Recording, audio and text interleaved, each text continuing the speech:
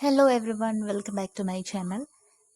ഈ video teaching aptitude എന്ന് പറയുന്ന പേപ്പർ 1 ഒരു യൂണിറ്റിൻ്റെ ഡിസ്കഷനാണ്. അപ്പോൾ ഒരു കാര്യം പറയാം, ടീച്ചിങ് ആപ്റ്റിറ്റ്യൂഡ് ഈസി ആയിട്ട് തന്നെ നമുക്ക് പഠിക്കാൻ പറ്റിയ ടോപ്പിക്കാണ്. റീസൺ പറയാം. നമുക്ക് എപ്പോഴും ഫെമിലിയർ ആയിട്ടുള്ള കാര്യങ്ങൾ, അതായത് ഒരു സ്കൂൾ, ടീച്ചർ, ഇതൊക്കെ നമ്മൾക്ക് ഫെമിലിയർ ആണല്ലേ, അല്ലെങ്കിൽ ഇപ്പോൾ ക്ലാസ് റൂംസ്. അപ്പോൾ ഇങ്ങനത്തെ കാര്യങ്ങളെല്ലാം കണക്ട് ചെയ്തിട്ടുള്ള കാര്യങ്ങളാണ്. ക്വസ്റ്റ്യൻസ് ഒക്കെ ആയിരിക്കും ടീച്ചിങ് ആപ്റ്റിറ്റ്യൂഡിൽ വരാം. പിന്നെ വേറൊരു പ്രോബ്ലം എന്ന് പറഞ്ഞാൽ, ഒരു ഡിസഡ്വാൻറ്റേജ് എന്ന് പറഞ്ഞാൽ, സിമിലർ ആയിട്ട് ഉള്ള, അതായത് ആൻസർ ആണെന്ന് നമുക്ക് തോന്നുന്ന രീതിയിലത്തെ 2-3 ഓപ്ഷൻസ് ഒക്കെ ഒരു ചോദ്യത്തിലുണ്ടാവും. അതിൽ നിന്ന് ഏറ്റവും ആപ്റ്റായിട്ട് UGC നെറ്റിൻ്റെ അവർക്ക് ആൻസർ ആണെന്ന് തോന്നുന്ന ആൻസർ വേണം നമ്മൾ കണ്ടെത്താൻ. അതിന് വേണ്ടിയിട്ട് പ്രാക്ടീസാണ് വേണ്ടത്.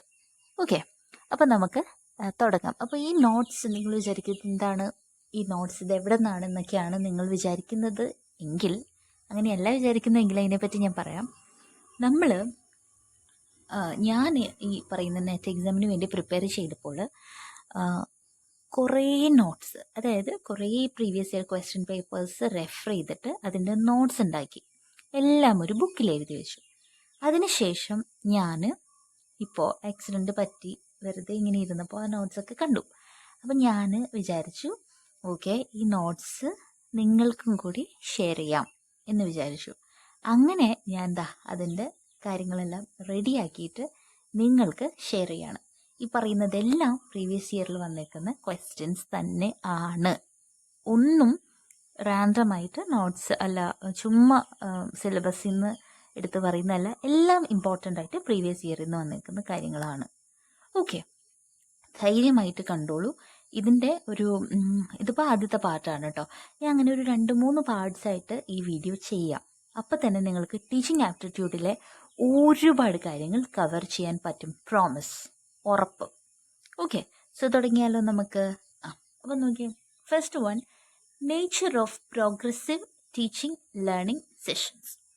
അപ്പോൾ ഈ പ്രോഗ്രസീവ് ടീച്ചിങ് ലേണിങ്ങിൽ നമ്മൾ ഫോക്കസ് ചെയ്യുന്നത് ഫോർമേറ്റീവ് ആണ് എന്ന് പറഞ്ഞു കഴിഞ്ഞാൽ എന്താണെന്ന് അറിയാൻ എക്സാമ്പിൾ പറഞ്ഞുതരാം. A teacher who gives weekly quizzes and feedback. ഒരു ടീച്ചർ എല്ലാ ആഴ്ചയിലും ക്വിസ് നടത്തും, എന്നിട്ട് ഫീഡ്ബാക്ക് കൊടുക്കും. Instead of just A final exam. ഒരു ഫൈനൽ എക്സാം മാത്രം നടത്തുന്നതല്ല, എല്ലാ ആഴ്ചയിലും ക്വിസ് നടത്തിയിട്ട് ഫീഡ്ബാക്ക് പറയും. ഇവിടെയാണ് ഫോർമേറ്റീവ് എന്നുള്ള ആ ഒരു ഐഡിയ നിങ്ങൾ മനസ്സിലാക്കേണ്ടത്. This involves continuous assessment. ഇങ്ങനെയാണ് തുടർച്ചയായിട്ടും അസസ്മെൻറ്റ് നടത്താണ്. അതേപോലെ ഫീഡ്ബാക്ക് കൊടുക്കും. And on going improvement. Feedback കൊടുക്കുമ്പോൾ നമുക്ക് ഇങ്ങനെ കണ്ടിന്യൂസ് ആയിട്ട് ഇംപ്രൂവ് ചെയ്യാനായിട്ട് സാധിക്കില്ലേ? യെസ്, കണ്ടോ. അപ്പോൾ ഇതാണ് പ്രോഗ്രസീവ് ടീച്ചിങ് ലേണിംഗ് സെഷൻ്റെ ഒരു നേച്ചർ. ഓക്കെ, മനസ്സിലായോ? അതായത് കണ്ടിന്യൂസ് ആയിട്ട്, പ്രോഗ്രസീവായിട്ട്, ആ വാക്കുകളൊക്കെ ഓർക്കുക. Progressive, continuous, on going. Okay, ഈ കോഡ്സ് ഒക്കെ ഓർക്കുക കേട്ടോ. ഞാനപ്പോൾ നിങ്ങൾക്ക് അപ്കമിങ് വീഡിയോസിൽ നല്ല കോഡ്സ് പറഞ്ഞുതരാം. കോഡ്സ് അറിഞ്ഞു കഴിഞ്ഞാൽ നിങ്ങൾക്ക് പെട്ടെന്ന് ആൻസറിലേക്ക് എത്താൻ പറ്റും. അത് പറഞ്ഞുതരാം. അതായത് ഒരു ഈ ക്വസ്റ്റ്യനിൽ ഈ ഒരു കോഡ് ഉണ്ട്, അതായത് ആ ഒരു വാക്ക്, കീവേഡ് ഉണ്ടെങ്കിൽ ഇതിൻ്റെ ആൻസർ ഇതായിരിക്കും എന്ന് പറയാൻ പറ്റില്ലേ? ആ രീതിയിലത്തെ കോഡ്സ് പറഞ്ഞുതരാം കേട്ടോ. ഓക്കെ, അതാണ് progressive teaching learning. Second one, learner centred teaching strategies. Learner centred എന്ന് പറഞ്ഞു കഴിഞ്ഞാൽ പഠിക്കുന്ന കുട്ടിക്ക് ഇമ്പോർട്ടൻസ് കൊടുത്തിട്ടുള്ളത്. That is learner centred. ഇവിടെ നോക്കിയേ, ലേണർ സെൻറ്റേർഡ് സ്ട്രാറ്റജീസിൽ 3 എണ്ണം പറഞ്ഞുതരാം. First one is cooperative learning. Cooperative learning എന്ന് പറഞ്ഞു കഴിഞ്ഞാൽ എക്സാമ്പിൾ എന്താണ്? Group project on A science model. ഒരു സയൻസിൽ ഒരു മോഡലിനെ പറ്റിയിട്ട് നമ്മൾ ഗ്രൂപ്പായിട്ട് പ്രൊജക്റ്റ് ചെയ്യുന്നു. ദാറ്റ് ഈസ് കോപ്പറേറ്റീവ് ലേണിംഗ്, ഗ്രൂപ്പായിട്ട് ചെയ്യുന്നത്. Next one, lab based approach. Lab based എന്ന് പറഞ്ഞാൽ chemistry practicals where students do experiments. Chemistry practicals ഒക്കെ അവിടെ കുട്ടികളെ എക്സ്പെരിമെൻറ്റ്സ് നടത്തും. Next one, pair share discussions. അതിലെന്താണ്? 2 students discussing a stories moral after reading. 2 കുട്ടികൾ ഒരു സ്റ്റോറിയുടെ മോറലിനെ കുറിച്ച് ഡിസ്കസ് ചെയ്യുന്നു വായിച്ചതിന് ശേഷം. കണ്ടോ, ഇതാണ് ലേണർ സെൻറ്റേർഡ്. ഇവിടെ എന്താ പ്രത്യേകത എന്ന് മനസ്സിലായോ? കുട്ടിയാണ് കാര്യങ്ങൾ ചെയ്യുന്നത്. കോപ്പറേറ്റീവ് ലേണിങ്ങിലും ഗ്രൂപ്പായിട്ട് കുട്ടിയാണ് മോഡൽ ചെയ്യുന്നത്. ലാബ് ബേസ്ഡിലും കുട്ടിയാണ് എക്സ്പെരിമെൻറ്റ്സിൽ ലാബിൽ നടത്തുന്നത്, കെമിസ്ട്രി ലാബിൽ ചെയ്യുന്നത്. പെയർ ഷെയറിലാണെങ്കിലും കുട്ടികൾ തന്നെയാണ് റീഡ് ചെയ്തതിന് ശേഷം മോറലിനെ കുറിച്ച് ഡിസ്കസ് ചെയ്യുന്നത്. കണ്ടോ? അപ്പോൾ കുട്ടിക്കാണ് ഇവിടെ ഇമ്പോർട്ടൻസ് കൊടുക്കേണ്ടത്. ഇമ്പോർട്ടൻ്റ് ആണ്, ശ്രദ്ധിച്ച് പഠിക്കാം. Next one, features of memory level teaching. Memory level എന്ന് പറഞ്ഞിട്ടുണ്ടെങ്കിൽ ഓർക്കാം, മെമ്മറിക്ക് ഇമ്പോർട്ടൻസ് കൊടുത്തിട്ടുള്ളത്, അതായത് നമ്മൾ ഓർത്തിരിക്കണം.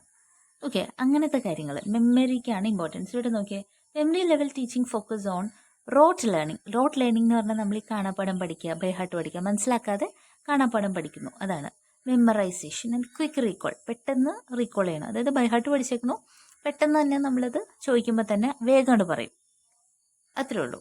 ഇനി ഓർഗനൈസ്ഡ് പ്രസൻറ്റേഷൻ ഓഫ് ഫാക്ട്സ്. ഇതിലെങ്ങനെയാണ്? എല്ലാം ഓർഗനൈസ്ഡ് ആയിട്ട് ഫാക്റ്റുകളെല്ലാം കാര്യങ്ങളും പറയുന്നു.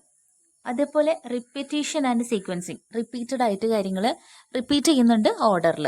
ഓക്കെ, നമുക്കറിയാമല്ലോ ഈ ബൈ ഹാർട്ട് എങ്ങനെയാണ് റിപ്പീറ്റഡ് ആയിട്ട് പഠിച്ച് പറയുന്നതാണ് അല്ലേ.